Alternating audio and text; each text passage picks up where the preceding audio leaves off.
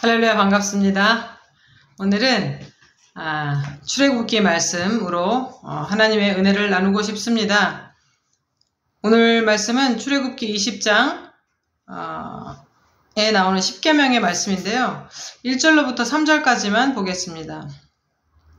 하나님이 이 모든 말씀으로 말씀하여 이르시되 나는 너를 애굽 땅 종 되었던 집에서 인도하여 낸 내 하나님 여호와니라.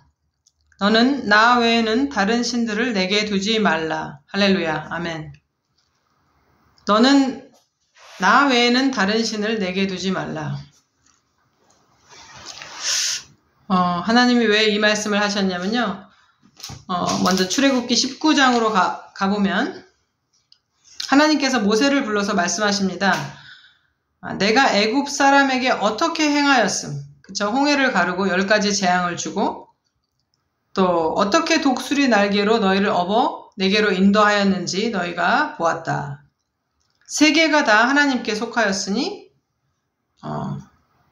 이스라엘 백성이 하나님의 말씀을 잘 듣고 하나님의 언약을 지키면 이스라엘은 모든 민족 중에서 하나님의 소유가 되고 이스라엘이 하나님께 대하여 제사장 나라가 되며 거룩한 백성이 되리라.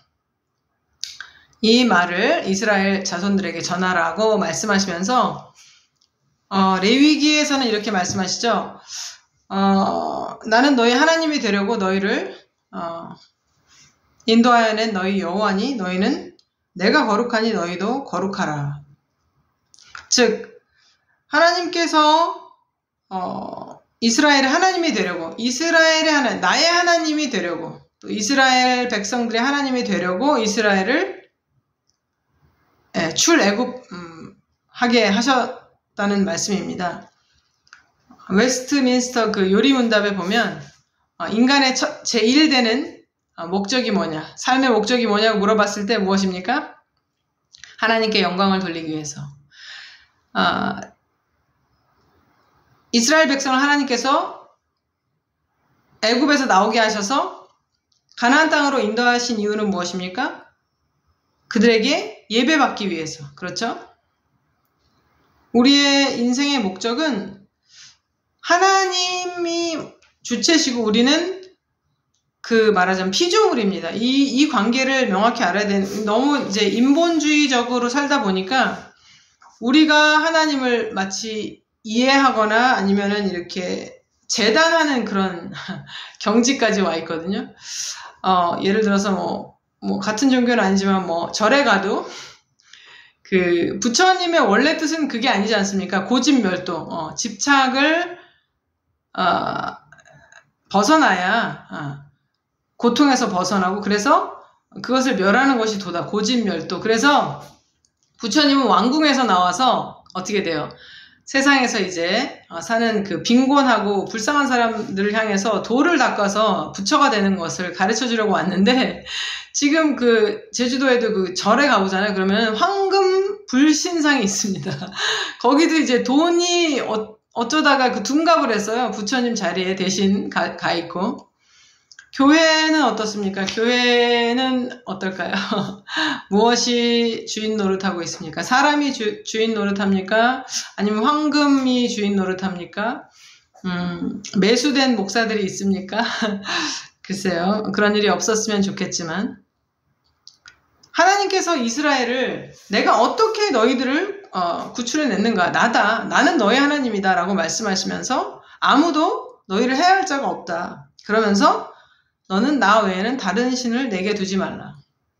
여러 가지가 있을 수 있죠. 명예, 또 재산, 또 인기, 기타 여러 가지 우리가 생각하는 것이, 심지어는 가족도, 자녀도, 부모님도, 그런 것이 다 우상이 될 수 있죠. 그런데 하나님께서는 우상을 만들지 말라. 예, 그렇습니다. 지금 우리가 신사참배를 하거나 그러지는 않지만은 저희가 지금 우상에게 절하고 있진 않은가. 사람에게 잘 보이려고 하고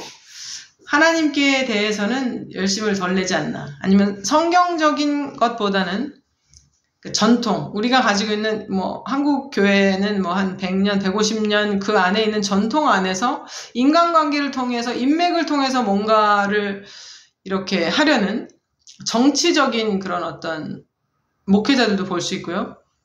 또 교회에서 정치를 하는 성도들도 있습니다. 또 이렇게 장사하러 교회 나오시는 분도 계시고요. 사람 만나러 오시는 분들도 많습니다. 실제로 제가 아는 어떤 몇몇 분들도 사람을 만나고 싶다. 그래서 교회 간다. 그게 이제 계기가 돼서 하나님을 만날 수는 있지만 우리가 사람을 만나러 교회 가는 건 아니죠. 하나님을 만나러 가는데 거기서 이제 성도의 교제가 이루어지죠. 그러나 이것은 거룩한 교제가 돼야지 뭐 이렇게 가십거리를 얘기하고 연예인 뭐 정치 색깔 이게 아니라 하나님이 나에게 어떻게 은혜를 베풀어 주셨는가? 하나님이 주인공이 되는 그런 대화가 있어야 될 텐데 하나님이 나를 향한 계획이 어떻게 이루어지고 있고 또 고비가 무엇이고 어떻게 그것을 극복했고 믿음으로 어떻게 상황을 극복했는지에 대한 이야기 아니면 내가 힘이 필요하니 나에게 도움을 주십시오라고 하는 그런 어떤 믿음의 그 영적인 부자가 될 수 있도록 서로를 격려해 주는 모임이어야 하는데 그렇지 않다면 좀 성도의 교제도 생각해 볼 필요가 있습니다. 그런데 어떻게 돼요? 10계명 뭐 그 외에도 10계명까지 쭉 말씀하셨지만 그 다음에 내려와 보니까 사람들은 금송아지를 만들고 있는 거예요. 눈에 보이는 번쩍거리는 화려한 것을 찾아서 가는 것이 인간의 그 타락한 본성입니다. 디모데전서에도 말씀하시잖아요. 돈을 사랑함이 일만한 게 뿌리다. 그렇죠? 사람들이 그래서 마음이 부패해진다. 돈이 많이 차지하는 것 같아요. 그 다음에 어떻게 됩니까? 근데 우리가 하나님 앞에서 영원한 것을 찾아야 되고 영원한 것에 투자를 해야 하는데 그 고린도전서 3장 13절 이하에 쭉 보면 너희가 이제 공적을 쌓으면 이제 뭐 하나님 앞에서 우리의 공을 쌓았을 때 그것이 불로 시험을 받아서 연단을 받아서 불에 타서 없어지면 그것은 하나님 앞에서 평가받지 못하는 것이고 불에도 남아있으면 그러니까 불심판으로 남아있으면 그것으로 평가된다. 하나님께서 그것을 인정하신다. 그러니까 없어질 것에 우리가 투자를 한다면 시간이나 생명이나 관계나 열정을 목숨과 마음과 힘과 뜻과 정성을 다해서 없어질 것에 투자하지 말고 영원한 것, 무너지지 않는, 그렇죠? 반석 위에 지은 집과 같이 무너지지 않는 공을 쌓아야 되는데, 공적을 쌓아야 되는데, 공력을 쌓아야 되는데 그러지 못한 경우가 많다는 거죠. 왜냐하면 이 길은 좁고 길이 협착하여 찾는 이가 없기 때문에. 십자가의 길, 좁은 길. 그러나 하나님을 믿고 예수님을 믿는 것은 좁은 길입니다. 협착한 길입니다. 사람들이 찾지 않고 인정하지 않는 길입니다. 기도는 힘듭니다. 왜냐하면 씨름을 해야 되거든요. 감사한 가운데 기도할 수도 있지만 기도하려고 하면 다른 해야 할 일들이 많이 생각이 나고 예배 드리고 조금 작정해서 말씀 읽으려고 하면 또 갑자기 지난번에 안 했던 여러 가지 청소도 해야 되고 안 읽던 책도 읽어야 되고 이런 어떤 방해의 요소가 있다는 말입니다. 저도 이제 같이 이제 함께 예배 드리고 있는 성도님을 향해서 이제 어젯밤에 좀 시달렸어요. 그래서 왜 그런가 좀 도대체 이게 어떤 사인인가 사실 꿈을 믿는 건 아니지만 그런데 아니나 다를까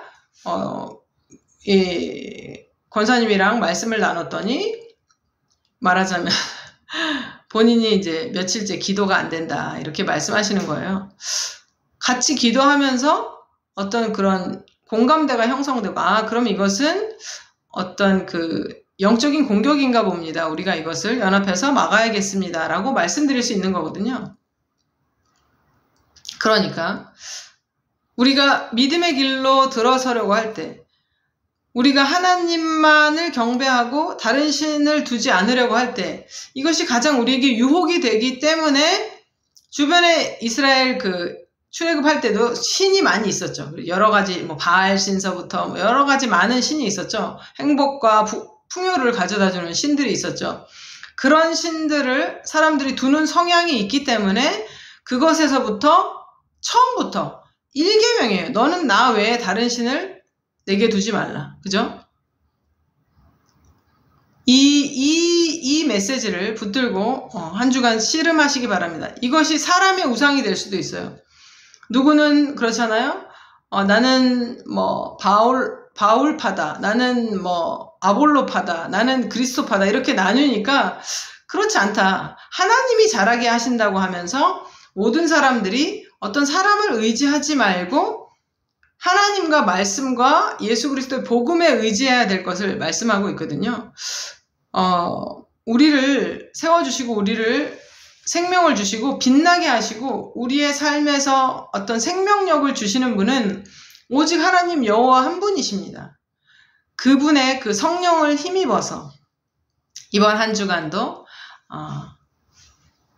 내가 하나님 아닌 다른 것을 하나님으로 여기고 있진 않은지 점검하면서 하나님 말씀 안에서 승리하시는 한 주간 되시기 바랍니다. 할렐루야.